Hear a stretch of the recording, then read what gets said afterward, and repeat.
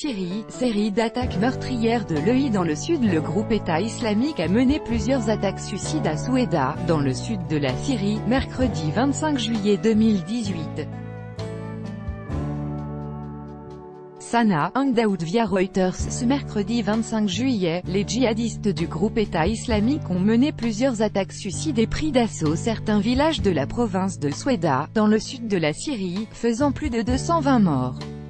Les forces de Bachar el-Assad, qui contrôlent totalement cette province, ont rapidement lancé une contre-attaque pour les repousser. Il était encore tôt ce mercredi matin lorsqu'un groupe de djihadistes s'est introduit dans la ville de Soueida. Des explosions ont alors retenti sur les principaux boulevards. Les combattants de l'EI ont ensuite ouvert le feu de manière complètement aléatoire dans les rues de cette ville où vit la communauté druze. Les djihadistes se sont également emparés de plusieurs villages autour de Soueida.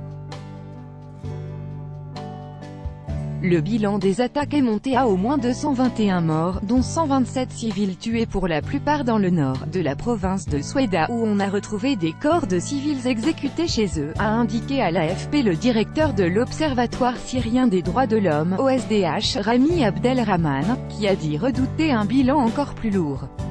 L'alerte a été rapidement donnée.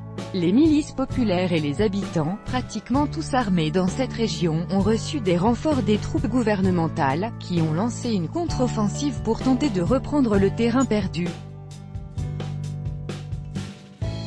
Les avions de combat syriens ont décollé et les troupes de Bachar el-Assad se sont déployées pour mener la contre-attaque. Selon un militant de l'opposition syrienne contacté dans la région, l'aviation syrienne a mené toute la journée des bombardements afin de repousser les terroristes du groupe terroriste. Les assaillants qui ont attaqué Soueida font essentiellement partie des djihadistes évacués le 24 avril du camp de Yarmouk à Damas, avec les membres de leur famille. Il s'agit du plus lourd bilan enregistré dans cette province depuis le début de la guerre, en 2011, précise notre correspondant à Beyrouth, Paul Khalifeh. L'attaque de Soueida intervient alors que l'armée syrienne progresse dans la dernière poche djihadiste du bassin du Yarmouk.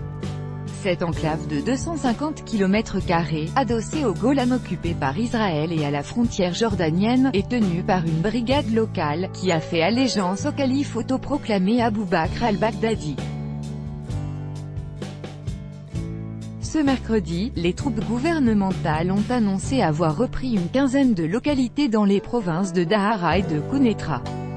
De nombreux casques blancs encore bloqués à Deraa. Près de 400 casques blancs et membres de leur famille sont toujours bloqués à Deraa, dans le sud-ouest syrien, où le régime est en passe de faire capituler les forces rebelles. Ces derniers jours, plus de 400 membres des familles de ces secouristes volontaires avaient pu être évacués de la province voisine de Quneitra par la frontière israélienne. Mais cette évacuation est une opération criminelle pour le régime de Bachar al-Assad qui accuse les secouristes casques blancs de terrorisme. Ammar al-Selmo est lui-même casque blanc dans la région d'Aïdelb. Il est très inquiet pour le sort de ses confrères pris au piège à Deraa. Bachar el-Assad ne laissera aucun membre de l'opposition sur son territoire. Nous sommes nous aussi menacés d'être arrêtés, torturés. Ammar al-Selmo casque blanc 26/7/2018 par Oriane Verdier. Écoutez.